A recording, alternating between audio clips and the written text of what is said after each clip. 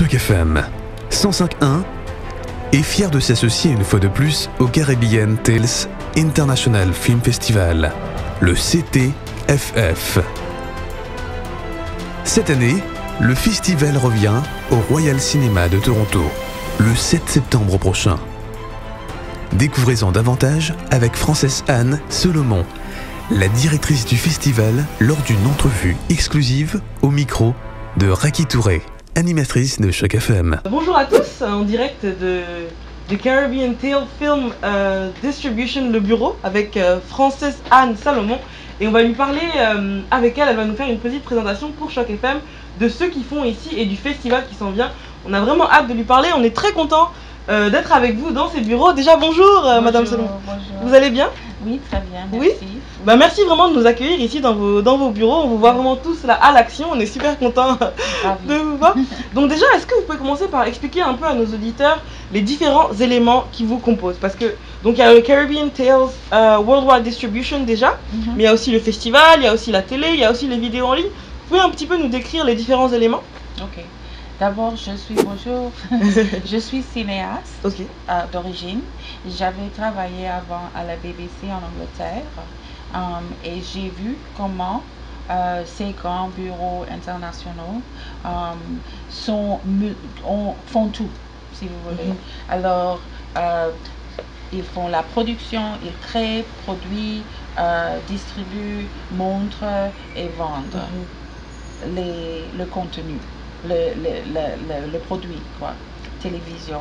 Et j'ai cru qu'aux Antilles, pour nous, en tant que gens de couleur dans le monde, dans le diaspora, mais aussi de nos pays, dans la Caraïbe, que Afrique, comme vous savez, nous avons besoin de ce genre d'infrastructure pour nos travaux, parce que ça n'existe pas. Ça n'a pas existé jusqu'ici parce que les moyens de production ont été trop chers jusque maintenant, mais ça change maintenant. Vous voyez, il est en train de filmer avec des téléphones. Oui. Alors, c'est possible maintenant pour nous de faire de bonnes choses, mais les moyens de distribution sont dans nos mains. On peut faire des choses et on peut faire tout. Alors, on a commencé par faire la production en tant que cinéaste et en 2006, on a créé le festival pour montrer. Et en 2010, on a créé la boîte de distribution pour non pas seulement montrer, mais aussi vendre. Aussi, ok. Et aussi en 2013, on a commencé le vidéo en ligne, Caribbean Tales TV. Wow. Et puis en 2010 aussi, on s'est rendu compte que nos peuples, nos cinéastes avaient besoin de training pour comprendre le marché international.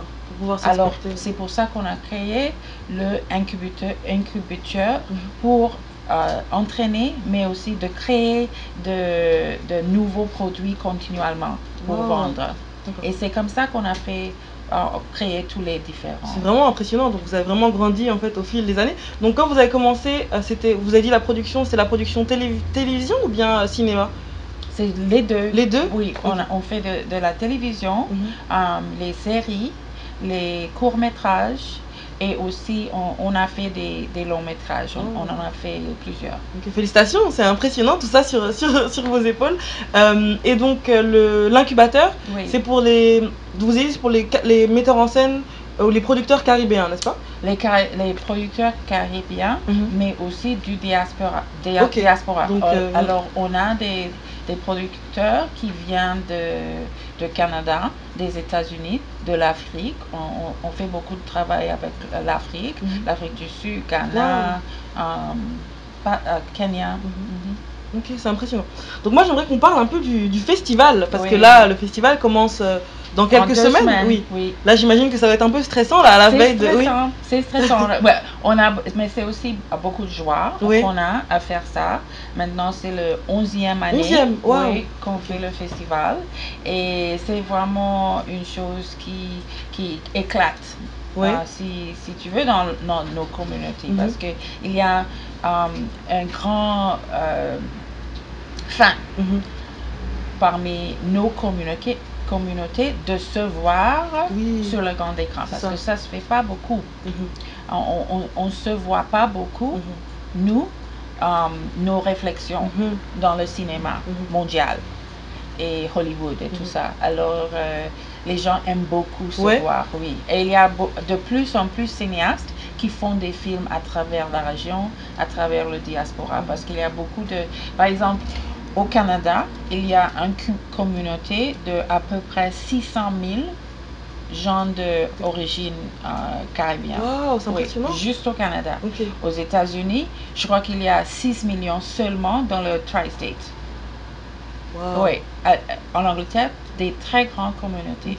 Alors, partout dans le monde, dans les métropoles mondiales, il y a des grandes communautés antillaises, comme des grandes communautés aussi africaines, indiennes. C'est comme ça l'immigration fonctionne. Alors, nos diasporas, nos publics sont mondiales.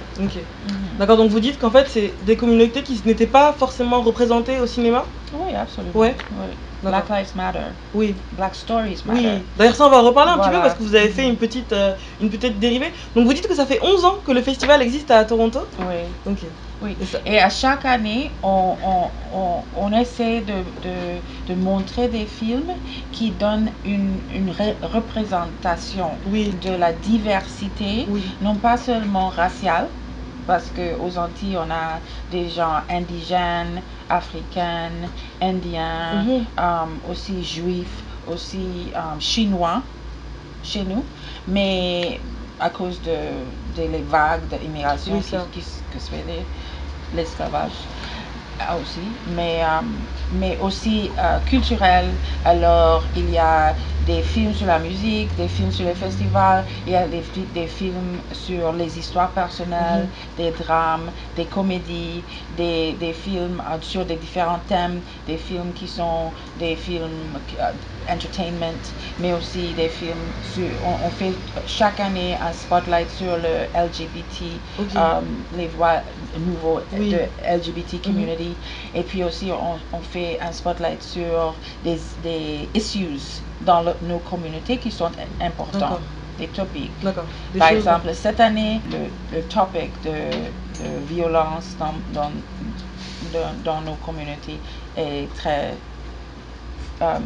vif, avec le Black Lives Matter movement et tous les morts qu'on se voit dans nos communautés, de la police contre les Noirs. Juste au Canada, il y a 3 semaines, il y avait un homme de Soudan qui a été tué. Alors, c'est pas seulement le racisme dans nos communautés n'est pas seulement un issue américaine des États-Unis, mais partout dans le monde colonial, ou ex-colonial. Alors, pour ça, on a des concours de courts-métrages spécifiques. Alors, cette année, on a un concours court-métrage pour des femmes de couleur, parce que les femmes de couleur sont très peu représentées. Alors, on voulait mettre un spotlight sur les femmes de couleur. Our opening night gala et célèbre les femmes de couleur, créatrices. Oui, pour moi, en tant que femme de couleur, on est très fiers de ça. On va, Et puis, on a un concours sur le LGBT de couleur. Quand vous dites des concours, qu'est-ce que ça veut dire? C'est-à-dire qu'on invite, avec les concours, je ne sais pas si c'est le bon mot, mais une compétition, on invite les communautés de soumettre des courts-métrages pour que le public juge online. Donc ça se passe avant le début du festival. Et on montre les gagnants au festival. Alors, on a un court-métrage concours pour les femmes de couleur, un court-métrage, concours, je sais pas, challenge, et puis un pour LGBT de couleur, et puis un qui s'appelle Black Love Matters, parce que